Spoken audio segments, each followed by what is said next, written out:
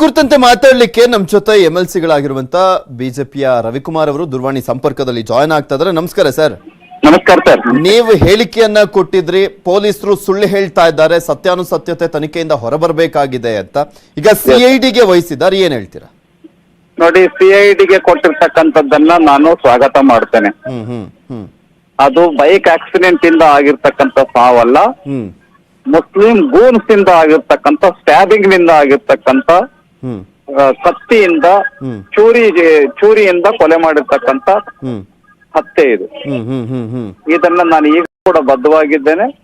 ಯಾಕೆಂದ್ರೆ ಅವರ ಫ್ರೆಂಡ್ ಅವಾಗ ಜೊತೆಗಿದ್ದ, ಸಾವಾದಂತ ಸಂದರ್ಭದಲ್ಲಿ, ಹತ್ಯೆ ಆದಂತ ಸಂದರ್ಭದಲ್ಲಿ ಆ ಹುಡುಗನು ಹೇಳಿದ್ದಾನೆ, ಸೈಮನ್. ಅವ್ರ ಫ್ಯಾಮಿಲಿಯವರು ಹೇಳ್ತಾರೆ, ನೆರೆಹೊರೆಯವರು ಹೇಳ್ತಾರೆ. ಇದನ್ನ ಮುಚ್ಚಾಕೋ ಪ್ರಯತ್ನವನ್ನ ಪೊಲೀಸರು ಮಾಡಿದ್ದಾರೆ. ಅದೇ ಯಾಕೆ ಅನುಮಾನ ಪೊಲೀಸರ ಮೇಲೆ? ಯಾಕೆ ಮುಚ್ಚಾಕುವಂತ ಕೆಲಸ ಯಾಕೆ ಅವರಿಗೆ ಹೆಡ್ಡೇಕ್ ಆಗತ್ತೆ. ಹಿಂದುವಿನ ಹತ್ಯೆ ಮುಸ್ಲಿಂ ಗುಂಡಾಗಳು ಮಾಡಿದ್ರು ಅಂತ ಹೇಳಿದ್ರೆ ಅವ್ರಿಗೆ ಹೆಡ್ಡೇಕ್ ಆಗತ್ತೆ. ಆಕ್ಚುಲಿ ಸೈಮನ್ ಪೊಲೀಸರ ಮುಂದೆ ಹೇಳಿಕೆಯನ್ನ ಕೊಡುವಂತ ಸಂದರ್ಭದಲ್ಲಿ ಗಾಡಿ ಟಚ್ ಆಗಿದ್ದ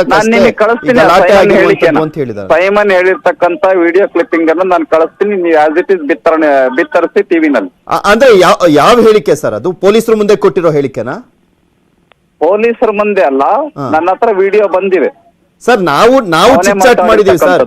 ಈವನ್ ಸೈಮನ್ ನಾವು ಕೂಡ ಚಿಟ್ಚಾಟ್ ಮಾಡಿದಂತ ಸಂದರ್ಭದಲ್ಲಿ ಅದನ್ನೇ ಹೇಳ್ತಾ ಇರೋದು.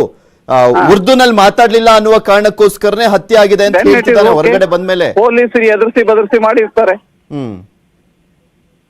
ಸೊ ಪೊಲೀಸರ ತನಿಖೆಯಲ್ಲಿ ಅನುಮಾನ ಇದು ಖಂಡಿತ. ಮತ್ತೊಂದ್ ಕಡೆ ಜಮೀರ್ ಅಹಮದ್ ಖಾನ್ ಅವರು ಹೇಳ್ತಾ ಇದ್ರು, ನಿನ್ನೆ 5 ಲಕ್ಷವನ್ನ ಕೊಡ್ಲಾಗಿದೆ. ಸೊ ಈ ಕಾರಣಕ್ಕೋಸ್ಕರನೇ ಸೈಮನ್ ಈ ರೀತಿಯಾಗಿ ಹೇಳಿಕೆ ಕೊಡ್ತಾ ಇರುವಂತದ್ದು ಅನ್ನುವ ಆರೋಪ ಮಾಡಿದ್ದಾರೆ. ಜಮೀರ್ ಅವರಿಗೆ ಈ ವಿಷಯದಲ್ಲಿ ಪಾಲಿಟಿಕ್ಸ್ ಬೇಕಾಗಿದೆ, ನನಗೆ ಸತ್ಯ ಬೇಕಾಗಿದೆ. ಅವರಿಗೆ ವೋಟ್ ಬ್ಯಾಂಕ್ ಬೇಕಾಗಿದೆ, ವೋಟ್ಗಳು ಬೇಕಾಗಿದೆ. ಅಂತ ಕೆಟ್ಟ ಪದ್ಧತಿಗೆ ನಾನು ಹೋಗೋದಿಲ್ಲ.